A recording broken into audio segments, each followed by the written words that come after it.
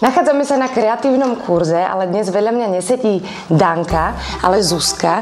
A Zuzka tu sedí preto, lebo vyrába krásne šperky a dúfam, že vás to dnes aj naučí. Takže čo budeme vyrábať? Budeme vyrábať špirálový náhrdelník. To je toto?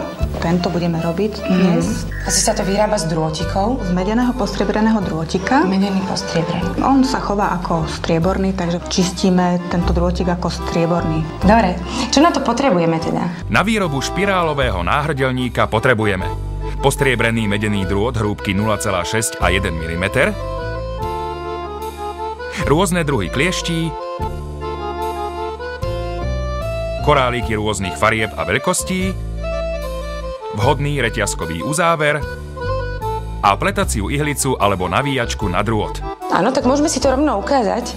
Môžeme si to Toto z toho má vzniknúť, áno? Najskôr z toho vznikne takáto pružinka, ktorú postupne natočíme. To si sama vyrobila? Tento prístroj? Toto mi vyrobil manžel, tento prístroj, takže neviem, či sa dá niekde kúpiť vôbec. Takže tam si to uchytila? Tam som si to uchytila a teraz točím. No, ale dá sa použiť aj tá ihlica na štrikovanie, nie? Bude to trošku zdĺhavejšie, toto je taká pomôcka a bolo by dobre to natočiť dosť nahusto. Aby to naozaj bolo takéto celistvé však. Dobre, tak to sme si ukázali ten systém, ale my tu už máme pripravenú špirálku, takže môžeme pokračovať s ňou. Máš ešte nejaké špeciálne klieštiky? Áno, klieštiky potrebujeme k tomu, špeciálne. Čiže teraz budeme používať ďalší drôtik? Áno, toto je jednotka, tiež medený postriebraný. To bude vlastne táto výplň ako keby. To bude a to, čo ide okolo náhrdelník. 45 cm zvyknem dať. To je ako priemerný krk, hej? Priemerný krk a tam vlastne si nechám rezervu na uzáver. A dajú sa používať aj obyčajné kliešte? Toto sú špeciálne kliešte zlatnícke. Aha, takže keď už sa tomu niekto bude viac venovať, tak je asi lepšie, aby si zaobstaral. Hej, také kvalitnejšie, ale dá sa kúpiť tiež v týchto rôznych kreatívnych potrebách. Ja si zvyknem urobiť také očko, alebo teda ten uzáver, aby sa mi ten drôtik nevyvliekol. A teraz to budeme na to navliekať? Začneme natáčať ten drôtik, tú pružinku.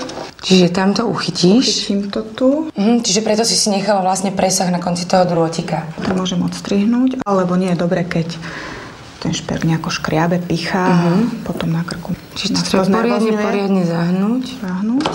A natáčame tú pružinku. Aha, to takto natáčame. Takýmto spôsobom. To znamená, omotáme ju okolo tej obruče. Urobíme takých 20 otočiek.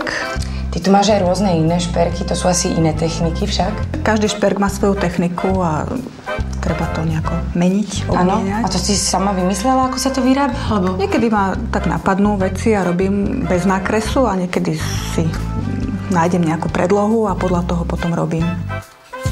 No už to máme omotané? Máme to už omotané, tých 20 otočiek a teraz to znovu takto zaistíme. To znamená, že ten drôtik trošku natiahneme, aby sa vyrovnal. Natiahneme tú pružinku a tiež 3-krát ho môžeme omotať, otočiť. Aby to tam dobre držalo, aby sa to neposúvalo. Áno. A tu si to vlastne robila tak, že si dala do stredu korálik a vlastne toto si 2-krát urobila, áno? Rozdelím mu tým, že dám to na 20 tých otočiek. Aha, to ideme aj teraz robiť. Perličku.